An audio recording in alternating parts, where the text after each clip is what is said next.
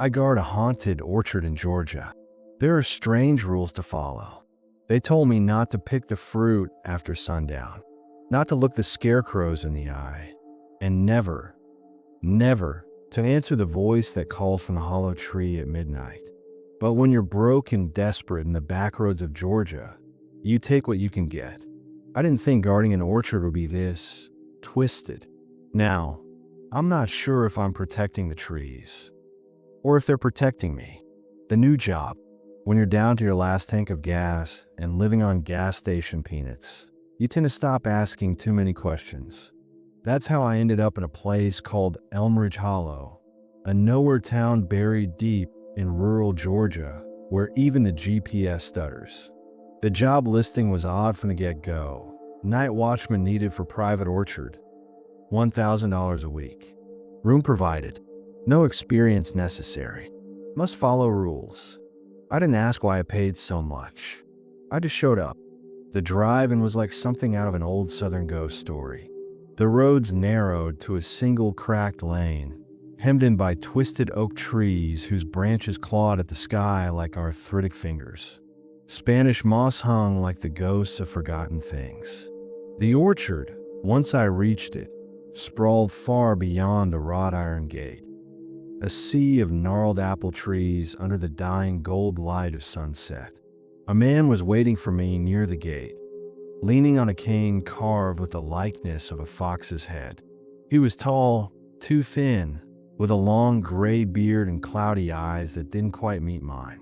He wore a black duster, even though it was muggy as hell. "You must be Aaron," he said in a voice like dry leaves. "I'm Mr. Ellery. The orchard's mine. You're the new guard." I nodded. "Yes, sir. Happy to be here." He didn't smile. "No one's happy to be here, son. But it's a job. Let me show you the house." The house was a creaking two-story colonial near the edge of the orchard. Paint peeled like sunburnt skin, and wind chimes made from bones tinkled from the porch. Inside, everything was dated. Plaid furniture, old wood floors, and dusty lace curtains. But it was clean and livable. Before I could even set my backpack down, Ellery handed me a yellowed paper folded into thirds. It smelled faintly of wax and old fruit. "These are the rules," he said. "They're not suggestions. You break even one, and you'll wish you hadn't." I laughed awkwardly, but his deadpan stare dried the humor out of my throat. The rules were handwritten in looping script. Rule number 1, do not enter the orchard between 3:33 a.m. and 4 a.m. No exceptions. Rule number 2, do not eat or pick the fruit, not even if it falls. Rule number 3, do not look at the scarecrows for more than 5 seconds. If they move, pretend you didn't see it. Rule number 4, the hollow tree at the center will call to you. Do not answer it. Rule number 5, lights flickering, that's normal. Do not leave the house if it happens. Rule number 6, if you hear whistling and no wind, lock the door and pray. I looked back up. This is a joke, right? Ellery didn't blink. Do I look like a man who jokes? No, he didn't. That night, I settled into the small bedroom upstairs. The bed groaned beneath me, but the sheets were fresh. I opened the single window and let the night air drift in. The orchard swayed gently in the breeze. Dark silhouettes of trees standing like silent watchers under a half-moon sky. I stared at them until sleep tugged at me. The first night started quietly enough. Around midnight, I brewed some instant coffee and sat on the porch with a flashlight and my phone. No signal, of course. The silence was thick and unnatural, the way it gets just before a storm. But the air was dry. A sudden flick drew my eyes to the porch light. It buzzed, dimmed, then flickered erratically. I remembered rule number 5. I stepped back inside and closed the door. It clicked shut like a gun being cocked. The flickering stopped a moment later. The next few nights were uneventful, except for the noises. Rustling, soft crunches like footsteps over fallen leaves. Once a low growl, not animal, not human, echoed from somewhere deep in the orchard. But when I swept the flashlight over the trees, I saw nothing. I told myself it was raccoons. By the fifth night, I started noticing the scarecrows. There were 7 of them, spread evenly throughout the orchard. They weren't the usual patchwork jacketed dummies. These were wrong. One wore a stained wedding dress. Another had a gas mask wired to a split-open deer skull. A third was dressed in the uniform of a Civil War soldier, buttons rusted, mouth sewn shut. They all faced the house. Always. I counted them each night, just to be sure they hadn't moved. On night 6, I swear I saw the bride tilt her head a little. I checked the rules again. Rule number 3. Don't look for more than 5 seconds. Pretend you didn't see it. So I pretended, but I couldn't unsee it. That evening, I made the mistake of asking Ellery about the scarecrows. He was sitting on the porch, smoking a corncob pipe. "Old wards," he muttered. "Keep the worst things out. You'd best not stare too long. They don't like being seen." "But what are they protecting against?" I asked. He tapped the ashes from his pipe and stared out at the orchard. "You'll know when it starts whistling." Night 7, 3:28 a.m. I couldn't sleep. Something about the night felt charged, like the whole world was holding its breath. I was sipping coffee when I heard it. A soft, distant whistle. No wind, just a tune. Slow, familiar, but I couldn't place it. Like a lullaby from a dream you forgot. Rule number 6. If you hear whistling and no wind, lock the door and pray. I did exactly that. My heart pounded in my ears. I double-checked the locks and backed away from every window. The tune grew louder, closer. It came from the orchard. Then, a knock on the door. 3 soft taps. I froze. Another knock. But this one came from the back door. Then the front again. Back. Front. They alternated in a rhythm like a heartbeat. I wanted to scream, but no sound came out. The knocking stopped. A voice, like mine, but hollow, whispered through the floorboards. "Come see the tree." My blood turned cold. I shut my eyes and waited for dawn. When morning came, Ellery was already on the porch. He didn't ask why I looked like death. He just said, "You heard it, didn't you?" I nodded. "You answered." "No." He gave a single nod of approval. "Good. You last longer that way." That afternoon, curiosity got the better of me. I waited until noon, when the orchard felt less threatening. The scarecrows were still. The wind was normal. Sunlight filtered through the canopy like honey. I walked deeper into the orchard, weaving between rows of crooked apple trees. Eventually, I found it. The hollow tree. It stood in a small clearing, twice the width of the others. Bark blackened and twisted like a tortured spine. Its center was a yawning void, a natural tunnel carved by time, or something far less natural. I felt it before I heard it. A pull, a hum, deep in my chest. Then it whispered again. "Aaron." I turned and ran. That night, I slept with the rules clutched in my hand. I dreamed of roots, writhing, choking, splitting open with eyes and mouths and teeth. I woke screaming. Ellery was waiting outside my door. "You've seen it," he said quietly. "Yes. You're part of this now." "What is this place?" He looked toward the orchard, his eyes dark. "This land was never ours. We just picked the fruit, guard the lines, obey the rules, and pray the tree never truly wakes. They say the orchard bleeds at midnight. I saw it with my own eyes. They warned me about the rules. Don't enter the orchard after 3:33 a.m. Don't eat the fruit. Never answer the tree. But last night, I heard it call my name again. Now the scarecrows are moving during the day, and I swear the soil under my feet feels warm. There's a pulse in the orchard, a heartbeat, and something beneath it wants out. I thought I was guarding trees, but I think I'm guarding a prison, and the prisoner is waking up. The orchard bleeds at midnight. I thought the whispers would stop once I stopped going near the hollow tree. They didn't. By the second week, I was dreaming of black fruit hanging from meat hooks, of worms writhing in my mouth, of the orchard growing taller, larger, stretching past the boundaries of the world. Each night, the tree called louder. Each day, Ellery seemed older, like the orchard was feeding off him.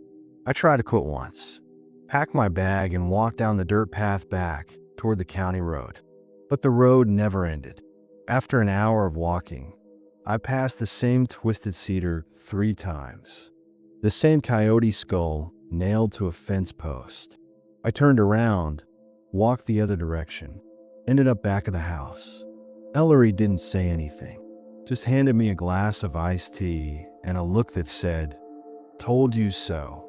That night, something changed. It started around 12:17 a.m.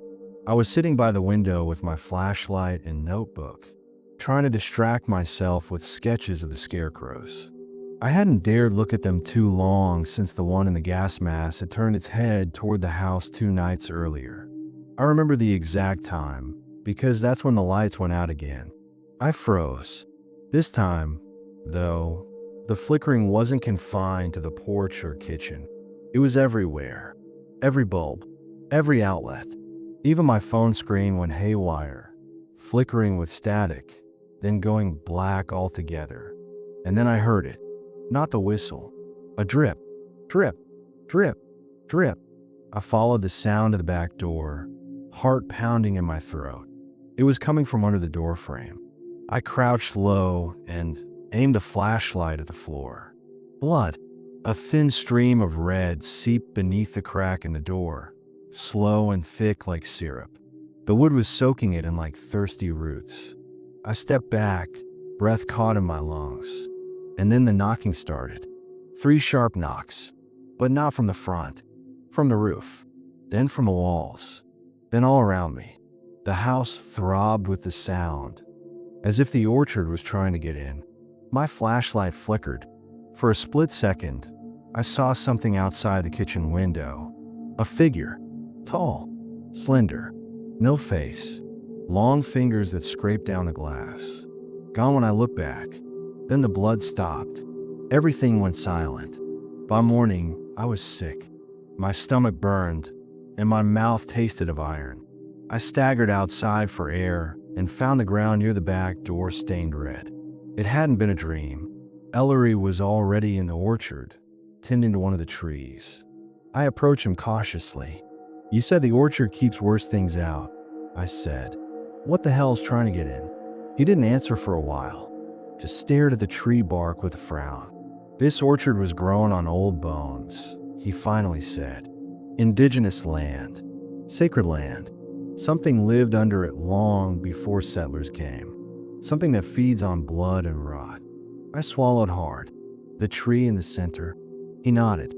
"The womb. That's what the locals used to call it. They said it held nightmares inside.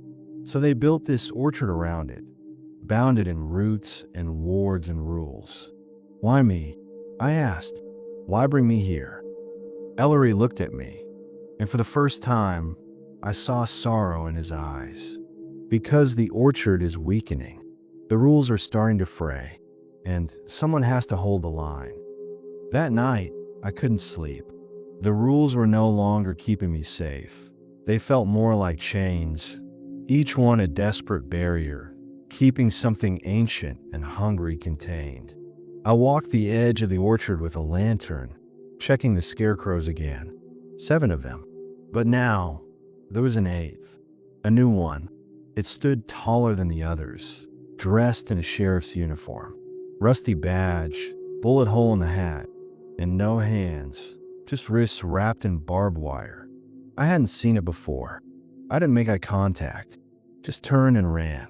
At 3 a.m., I heard the screaming. It came from somewhere inside the orchard. Not human, not animal, just pain. Endless, echoing pain. I knew I wasn't supposed to go in after 3:33, but this was before that. So I grabbed my flashlight and a rusty old axe Ellery kept by the fireplace. The orchard was different at night. The trees leaned in, whispering to each other. Their bark looked slick with something oily and black. I pushed through rows of fruit, trying not to look too long at any one tree. Then I saw it. A man, or what used to be one, naked, pale, covered in cuts that bled endlessly into the soil. He hung suspended by branches around his torso, held up like meat in a butcher's shop. His eyes were open, staring right at me. His lips moved. Run. Then the ground beneath him split open, revealing roots that twisted like serpents. They pulled him down, slowly, as he screamed and clawed at the air. I stumbled backward and turned to run. Branches lashed at my face. Thorns sliced my legs. I didn't care. I barely made it back to the house before 3:33 struck. The door slammed shut behind me on its own. The screaming stopped. I told Ellery the next day. He said nothing for a long time.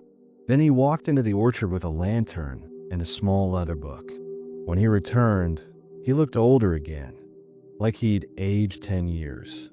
That was the last trespasser, he said. He broke the rules, thought he could take from the trees and get away with it. He sat on the porch step and exhaled deeply. I don't know how much longer I can hold this place together. You keep saying that, I said, frustrated. Hold what together? What happens if we don't? Ellery looked at me, voice low. Then the orchard stops being a cage. He turned his eyes to the center of the trees and becomes a doorway. I spent the next 2 days preparing. Barricaded the house, memorized the rules, started keeping journals of everything. The placement of the scarecrows, the behavior of the trees, the dreams, all of it. On the third night, I noticed something new. The fruit was growing faster. Every tree now hung low with heavy, dark apples. But they weren't red anymore. They were black, and they used something thick and red that looked like blood. I saw one fall to the ground. It pulsed once, then split open. Inside wasn't a core. It was an eye. It blinked at me, then shriveled into ash. I stopped sleeping. Every time I closed my eyes, I saw the womb. That hollow tree, but deeper now, stretching miles underground like an infinite throat. Something in it was climbing. Something with hands. I heard the voice again, clearer than ever. Aaron, you've tasted the soil now. You've heard the roots. Come see me. The next day, I woke up with dirt under my fingernails. I don't remember leaving the house. The final straw came on the night of the red rain. It started at 2 a.m., a soft patter against the roof. I thought it was a storm at first, until I stepped outside. The sky wasn't cloudy, but the rain was red. It hissed when it hit the ground, smoking faintly. The orchard seemed to soak it up eagerly. The scarecrows all had their heads tilted toward the sky, mouths gaping. And then, for the first time, the wound tree began to glow. Faint, red light pulsed from its hollow core, like a beacon. The rules weren't working anymore. I grabbed my journal and started writing everything down, hands shaking. I needed proof, something to hold on to. And then, from the shadows of the orchard, I heard it again. That damn whistle. Only this time, it was joined by another sound. Footsteps, and not just one set, many, coming from the trees. Ellery burst through the door, his eyes wild. It's happening, he said. What is? The orchard is birthing. He shoved something into my hand. A small iron key. Basement. Go. Lock it behind you. Don't come out until the screaming stops. I'm not leaving you. You already have, he said. You're chosen now. The orchard's taken to you. You'll understand soon. And with that, he stepped out into the rain, into the orchard, into the red glow. And I haven't seen him since. I'm in the basement now. The floorboards above are pulsing like a beating heart, and something is walking over them. Whatever happens next, I think I've passed the point of no return. I thought the orchard was cursed land. I thought I was here to keep things out. But the truth is much worse. Something ancient and monstrous is waking beneath the soil, and now the house I'm hiding in, it's no longer standing still. The walls breathe, the roots crawl up the foundation, and the rules? They're changing on their own. The orchard isn't bound anymore, and I think the house is taking me to it. The roots are moving, and so is the house. The basement was never warm before, but now the concrete sweats. The air is humid, thick with the scent of damp wood, and something metallic, something like blood. I pressed my ear to the floorboards above and heard the groaning of beams, the dragging of something heavy across the ground. Then the thudding started. It wasn't footsteps. Not exactly. It was more like pulses, like a giant heart beating beneath the house. Thump, thump, thump. The kind of rhythm that lodges into your skull until you can't tell if it's in the walls or inside your own chest. I flicked on the lantern and noticed something horrifying. The concrete walls of the basement were cracking, thin lines running across them, pulsing faintly with red light. And something was seeping through. Roots, not vines, not ordinary tree roots. These things were black, almost charred in appearance, and moved slowly like worms, inching their way toward me. Their bark had veins. I backed into the far corner and kept my eyes on the door. That's when I heard Ellery's voice, but it was behind me. "Aaron, open the door." It was faint, soft. "Aaron, let me in. It's safe now." I turned, flashlight trembling in my grip. The sound was coming from the far wall. Inside the wall, the bricks bulged, like something was pressing from the other side. "I brought you something. The orchard chose you. You need to see." I didn't move. Then the voice dropped in pitch, warped, became wet sounding. "Aaron, open yourself." I screamed and shoved a shelf over the bulging brickwork. It stopped, for now. When I finally climbed back upstairs, hours had passed, maybe longer, but the house wasn't the same. The windows were gone. Not boarded, not broken, just not there. Blank walls stood in their place. The front door led to a solid wall of bark and moss. The back door, more roots. The house had been swallowed by the orchard. I tried to use the fireplace chimney to climb out, but it was packed with flesh-colored pulp, like the inside of a rotten fruit. That's when I realized the house was moving.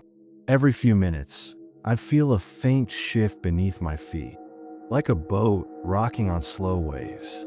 The walls groaned, paint peeled, and somewhere deep in the floor, I heard breathing. Heavy, slow, like something enormous was asleep. No, it was waking. I spent hours searching for an exit. The attic? Gone. Stairs now led to a loop. Each time I climbed them, I came back into the kitchen. It was like a maze folding in on itself. But around dusk, something new happened. A voice came from the radio. The old one Ellery kept in the study, battery-powered, busted antenna. It hadn't worked in weeks, but now it crackled to life with static and soft whispers. "You're not alone in the house." I stepped closer, heart pounding. The voice shifted to something clearer. "A woman. He's lying, Aaron." Ellery lied. "He's part of it now." More static. "The orchard wants a new warden. The old one is rotting." Suddenly, the signal cut out, but the words stuck. "The orchard wants a new warden." I don't know why, but I understood what it meant. Ellery didn't just bring me here to help. He brought me here to replace him. I tried to destroy the roots in the basement, found a blowtorch under the sink, and stormed downstairs, lighting the tip and screaming as I burned the writhing tendrils that had burst through the floor. They screamed back. I'm not exaggerating. The roots screamed, a high-pitched, shrill cry like metal tearing. The fire worked for a moment, then the roots retreated, but I knew it was temporary, like chopping off fingers from something with infinite hands. I needed to reach the orchard center, the womb tree. I had to see it, maybe even destroy it. Because if I didn't, this thing would consume everything. At 3 a.m., the walls began to peel. Like skin, patches of drywall sloughed off, revealing fibrous tissue beneath. Veins pulsed through the insulation. The house wasn't just surrounded by the orchard. It was becoming part of it. I packed what I could, flashlight, the old axe, Ellery's journal, and stood before the fireplace. The only path left was down. I smashed through the back of the hearth, tearing away pulp and root until a narrow tunnel appeared. It reeked of rot and wet leaves, but it was a way out, or deeper in. I slid into the hole, crawling on hands and knees. The tunnel twisted and groaned as I moved. It was warm, almost too warm, and the deeper I went, the more I heard it, the voice. But now it was inside me. Aaron, you're almost home. I emerged into something that shouldn't exist. A cathedral of roots. The space beneath the orchard stretched like a cavern, miles wide, filled with gnarled pillars of bark that dripped sap like tears. Hanging from the ceiling were cocoons, human-sized, pulsing faintly. Some were torn open, others still moved. I stepped forward carefully, aiming my light across the cavern. Then I saw it, the womb tree. It stood at the center, twisted, black, massive, bark like burnt flesh, limbs like skeletal arms. From its hollow trunk leaked a steady stream of red sap into a basin of stone below. But the worst part, Ellery was kneeling before it, naked, covered in cuts, chanting. I shouted his name. He turned slowly. His eyes were black.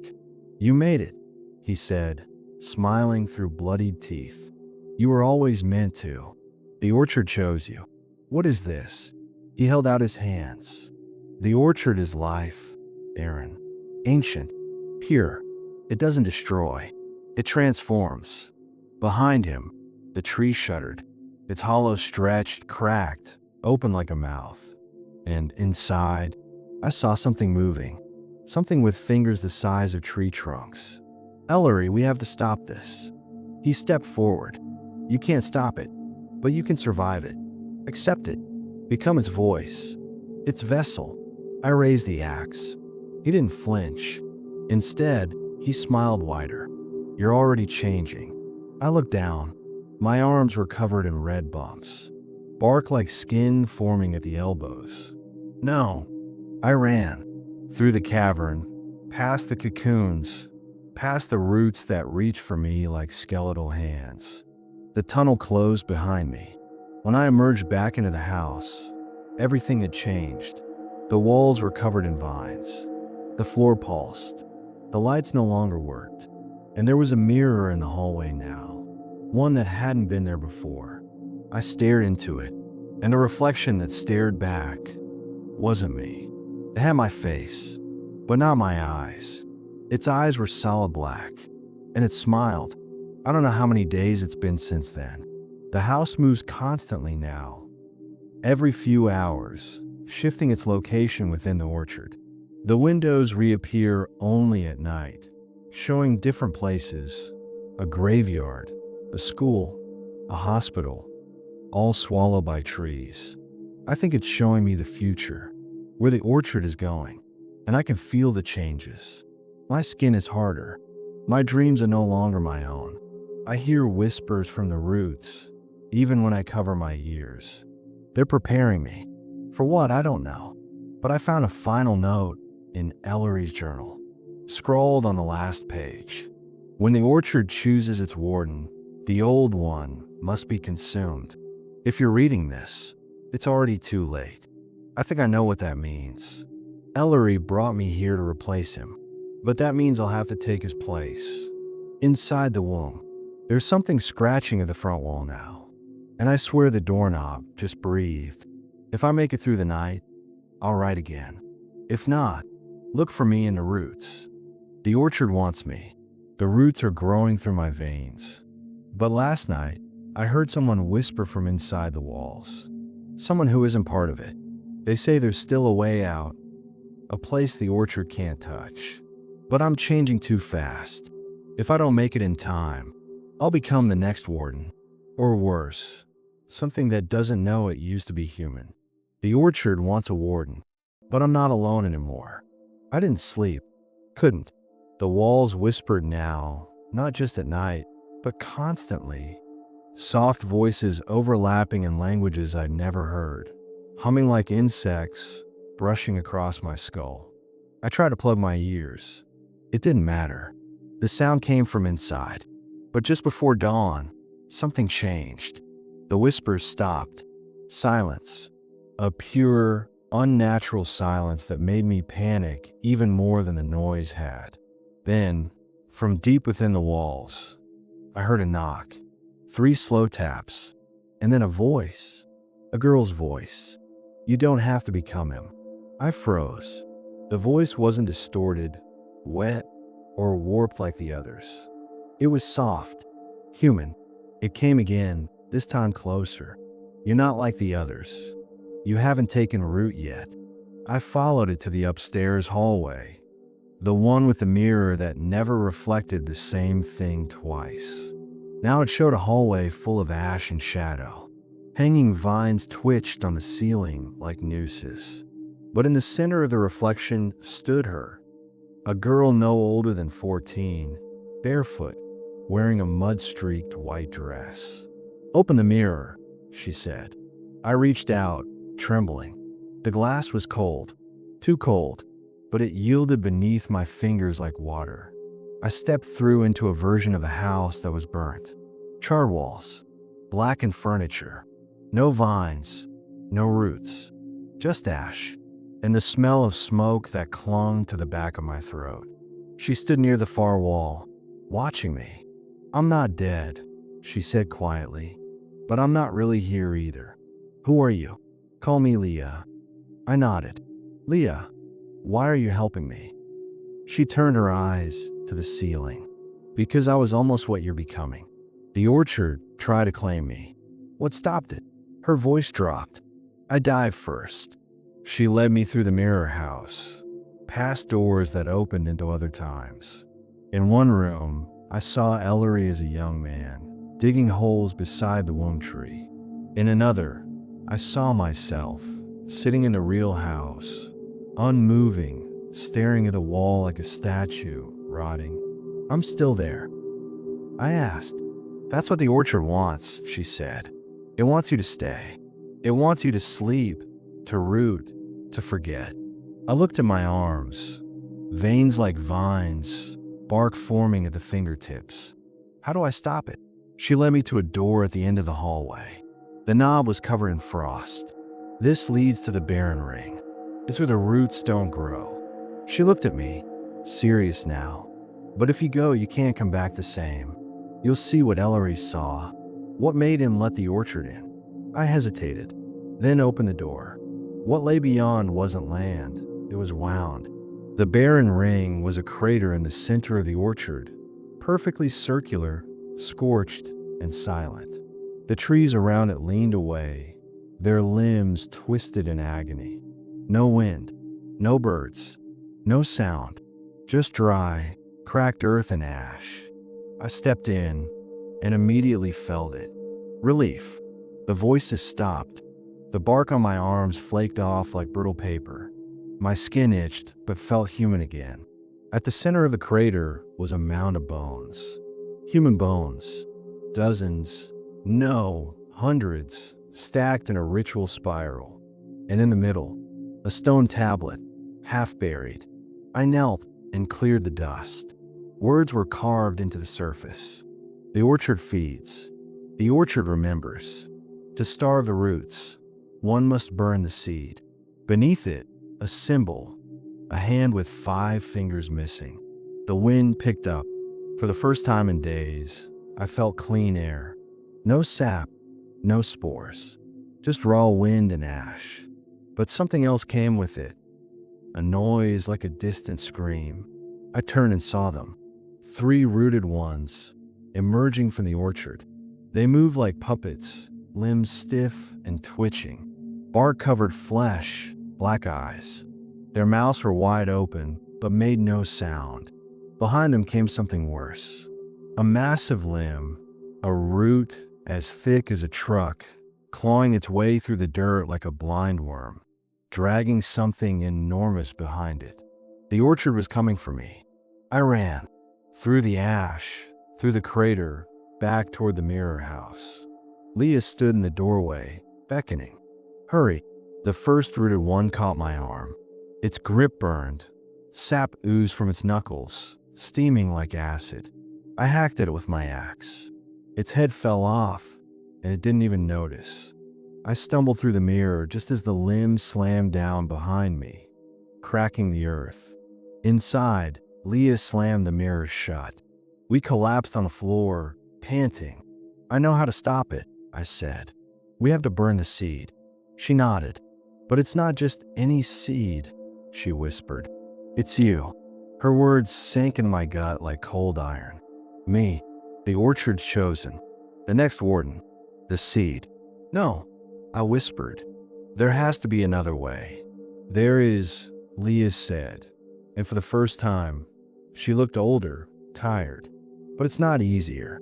You'll have to go to the heart of the womb tree, burn it from the inside, and survive. She shook her head. Not likely. I stood slowly, staring at my hands. The bark had stopped spreading for now, but I could feel it under my skin. It wasn't gone, just waiting. I made my decision. Then take me to it. The womb tree was moving. The path through the tunnel behind the fireplace had changed.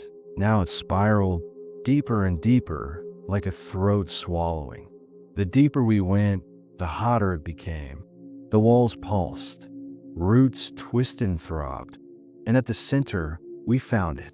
The womb tree. No longer still. No longer slumbering. It breathed. Its trunk expanded and contracted. And from its hollow came the stench of rot and birth. Ellery was waiting, but he was barely human now. His limbs were wooden. His face cracked bark. Antlers of root twisted from his head. You came, he rasped. The warden chooses the successor. I stepped forward. He smiled, but the seed must sprout first. He lunged, faster than I thought possible. I raised the axe, but he knocked it aside. Roots shot from his arms, wrapping around my chest, my throat. Let it in, he hissed. Let it bloom. Behind him, Leah screamed, but I couldn't see her anymore. My vision blurred. My body burned.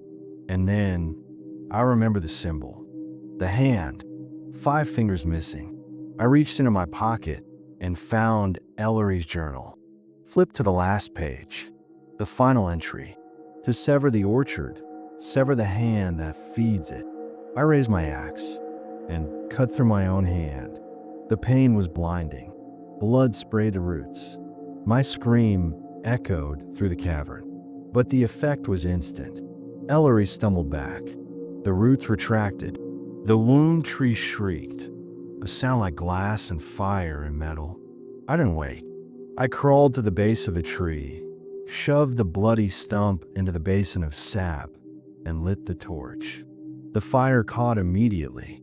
The basin ignited. The sap screamed. Flames raced up the trunk of the womb tree like oil on water. Its limbs writhed.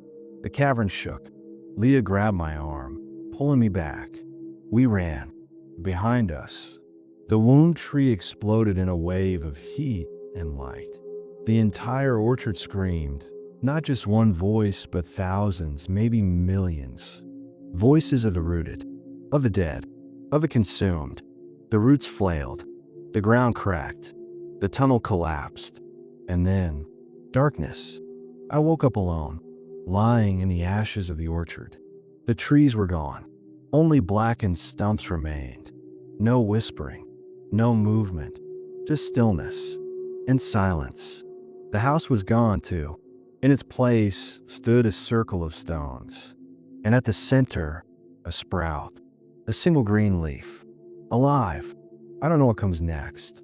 Leah is gone. Ellery too. But I'm still here. In the orchard, it's quiet now. But I know it's not dead. It's waiting. The orchard burned. The womb tree died screaming.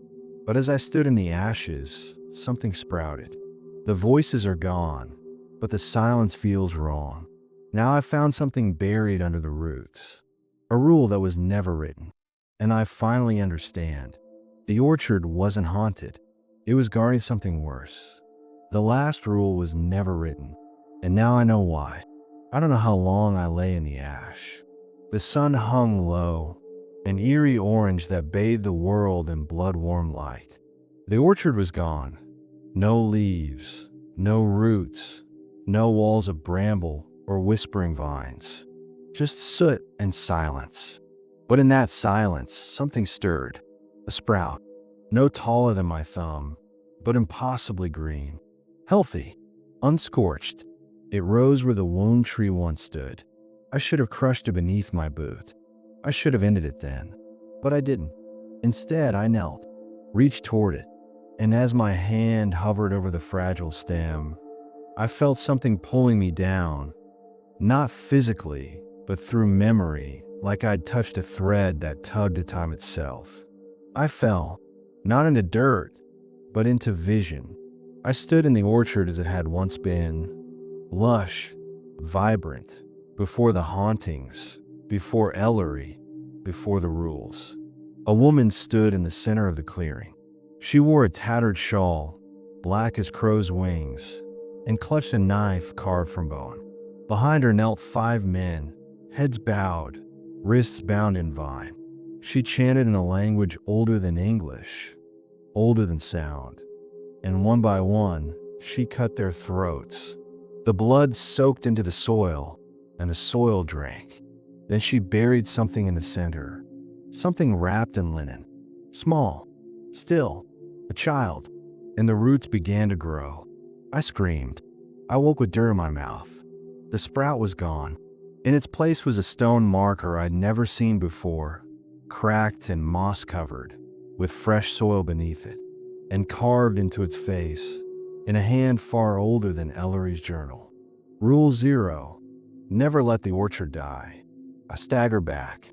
That was the last rule, the one Ellery had never written, the one Leah had never spoken, because the orchard wasn't some haunted place. It was a prison, and we just opened the cell. I ran back to the caretaker's cabin. What was left of it? The fire had spared some of the underground cellar. Inside, I found what I hoped would still be there, the journal. I flipped past the familiar rules, the sketches, the scrawled warnings. There, on the final page, a symbol I hadn't noticed before. A tree split in half, roots tangled with a human skull. Beneath it, one phrase in Latin: Nascitur ex sanguine, custoditor per timorem, born of blood, guarded by fear. Suddenly it all made sense. The rules weren't there to protect me from the orchard. They were to protect the world from what lay beneath it. I looked down at my hand. The stump where I'd severed the roots hadn't healed properly. It pulsed at night. Blood sap, not blood. I was still connected, still marked. That meant I was the only one who could feel where the roots stirred. And I felt something, under the hills, moving, spreading.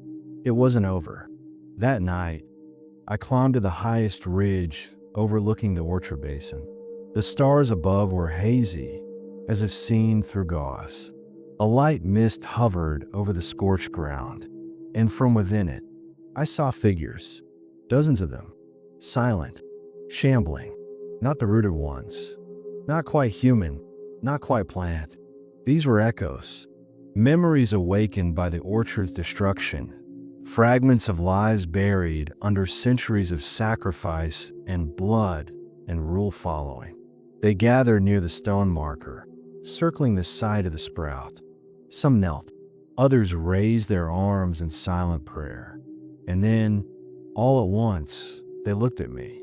Their mouths moved in unison. No sound came out, but in my head I heard it. The seed must be watched. I didn't sleep again. I couldn't. The more I tried to leave, the more the land turned against me. Roads I'd driven dozens of times now looped back.